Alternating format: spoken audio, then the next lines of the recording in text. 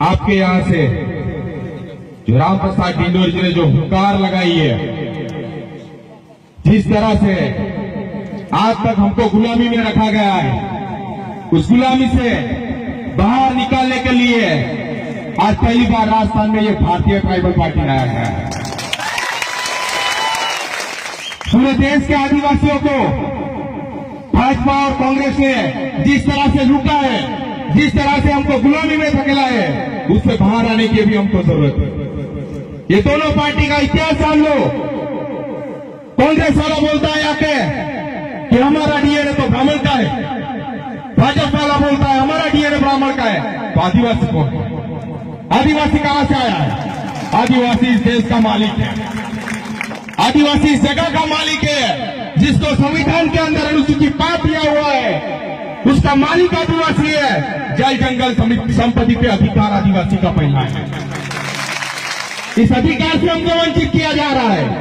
हम इस अधिकार की लड़ाई लड़ रहे हैं। पूरे देश के अंदर हम इस अधिकार की लड़ाई लड़ रहे हैं। हमको ये अधिकार चाहिए और ये अधिकार हमको कोई दिला सकता है तो ये है ये भारतीय ट्राइबल पार्टी और आपके यहाँ का प्रत्याशी।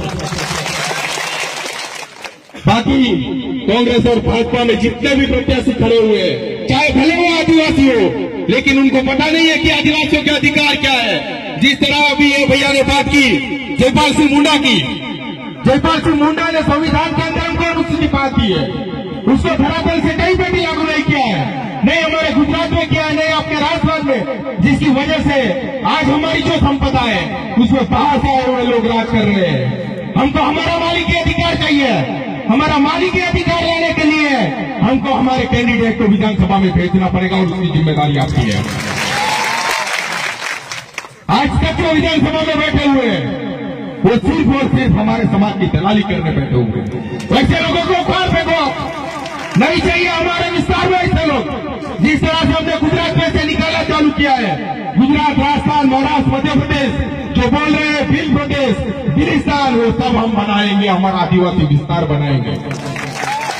आप जब तक साथ सरकार दोगे और बड़ी से बड़ी मात्रा में आपके प्रत्याशी को वोट डालकर उम्मीदवार को इतनी शान से भेजो अंदर कि किसी के बाप की ताकत नहीं हो कि उनके सामने खड़ा रह पाए। राजस्थान में जो बैठी हुई सरकार है, भाजपा सरकार, वो बोल रही है हमने लोगों को रास्ता दिया, हमने लोगों के विकास किए। कौन सा विकास किया भाई? कौन सा विकास किया हमारे गांव के अंदर? आपने स्मार्ट सिटी बनाई, देश के अंदर स्मार्ट गांव बनाया किसी का? बताओ हमको कौन सा विकास? हमारी संपत्ति लूट रहे हैं, वो विकास हमारा नहीं हुआ है, वो विकास भाजपा वालों का हुआ है। आदिवासियों का विकास बाकी है। 70 सालों से आदिवासियों के अधिकारों को छीना जा रहा है। वो अधिकार हमको लेना है, तभी जाके हमारा विकास होगा। वरना जो हमारे गुजरात से जो चोर निकले हुए हैं, जो लुटारू निकले हुए हैं, नरेंद्र मोदी और अमित शाह, ये दोनों ने पूरे देश को लूट लिया है। वो दोनों जिस तरह से पूरे देश में निकले हैं, गुजरात को आज पूरे देश के अंदर बता रहे हैं विकास मॉडल। गुजरात कोई विकास मॉडल नहीं है, हमने देखा है। हमारे गांव में आओगे तब पता चलेगा गुजरात विकास मॉडल है या नहीं है। हमारे गांव में पानी नहीं है, बिजली नहीं है। वो दोनों चोर पूरे देश के अंदर गलती बता रहे हैं, उनको आपको समझना होगा। वो राजस्थान में आके बताएंगे कि गुजरात में हमने 3000 करोड़ खर्च करके स्टैच्यू ऑफ यूनिटी बनाया है। वो स्टैच्यू ऑफ यूनिटी आदिवासियों की कब्र बनाई है वहां पे। वो स्टैच्यू ऑफ यूनिटी आदिवासियों के लिए नहीं है। ऐसी सत्ता है हमारे जो प्रत्याशी है, वैसे पूरे गुजरात और राजस्थान, महाराष्ट्र, मध्य प्रदेश में आएंगे तो वो स्टैच्यू ऑफ यूनिटी हम उखाड़ फेंकेंगे उसको।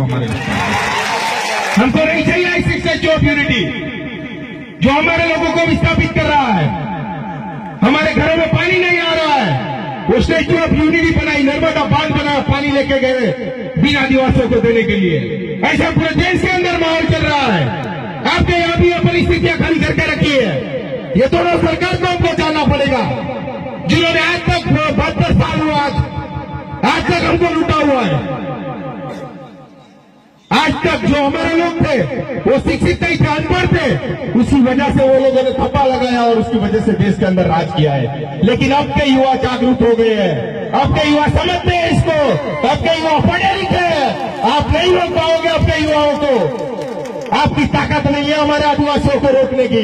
अगर हम आदिवासी निकल आए सड़कों पे तो आप चले जाओगे अपने घर के अंदर, छोड़ देना।